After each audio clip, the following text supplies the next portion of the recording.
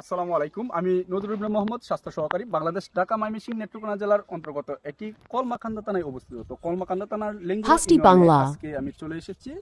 এখানে আমাদের যে ছিঙ্গুনি মেলা আছে, ওই মেলা উপলক্ষে আমরা কয়েকজন মিলে ঘুরতে আসলাম। তো আসার পরে একটা জিনিস আমার মাথায় কাজ করলো যে আজকে যেহেতু আমাদের একটা সীমান্ত এলাকাতে এই মেলাটা হচ্ছে, সেহেতু এখানে ইন্ডিয়ার কিছু লোক আর বাংলাদেশি সবাই এই মেলাতে আসা যাওয়া করে।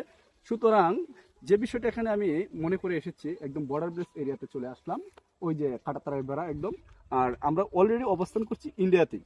তো এখানে আসার পর আমার মনে একটুকু ভয় কাজ করছে না, যে কারণ ওই দিক দিয়ে যদি দেখায়, আমার ওই পাশে অপোজিটে যদি দেখা যাচ্ছে ওরা এই বিএসএফ টহল দিচ্ছে, ওই পাশে আবার আছে টহল দিচ্ছে। হ্যাঁ, তো এর মাঝখানে আমি কথা বলছি নির্দ্বিধায়।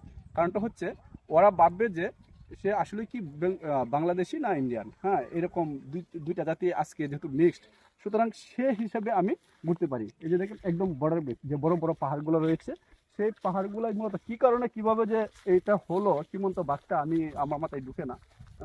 আমাদের এখানে সমতল ভূমি বা ছোট ছোট দু একটা পাহাড় আছে, আর বড় বড় যে পাহাড় পর্বতগুলো আছে ওরা ওটা নিয়ে গেছে। আর ওই যে তাদের সীমানা, ওই সীমানা থেকে প্রায় 150 ফিট উপরে দিকে তাদের যে ওই আন্তর্জাতিক নিয়মটা মেনটেন করে তারা যে এই কাজগুলো করে, যে কাঁটাতারের বেড়াগুলো দিয়ে থাকে, হ্যাঁ সেটাই দিয়েছে।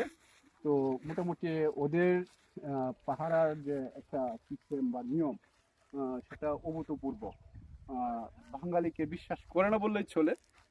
যে কারণে তারা এই ধরনের ব্যবস্থা করে রেখেছে, কাঁটাতারের বেড়া দিয়ে একদম প্রায় আমাদের যে বর্ডার বেস এরিয়া আছে এখানে কোথাও মানে চুল পরিমাণ ফাঁক নেই যে এই জায়গার মধ্যে কাঁটাতারি বেড়া হয় না। হ্যাঁ, তারা বিভিন্ন ভাবে কাঁটাতারি বেড়াগুলো দিয়েছে। ইচ্ছা করলেও বাঙালিরা যেতে পারে না ওইখানে। তো এখন আপনাদেরকে আমাদের যে মেলায় আমরা যে মেলায় এসেছি, আমরা মাসুদ ভাই, মিলন ভাই, রাজন ভাই, আমি সহ আমরা 4 জন এসেছি দুর্গাপুর থেকে। মেলার মাঝে ঢুকে পড়েছি। তো এখানে কিছু কেনাকাটা করব। তো মাসুদ ভাই সে তার বাচ্চার জন্য কিছু কেনাকাটা করতে গিয়ে একটি ঘটনা ঘটে পড়লো। মাটির একটি সার সে তার পায়ে লেগে ভেঙে গিয়েছে।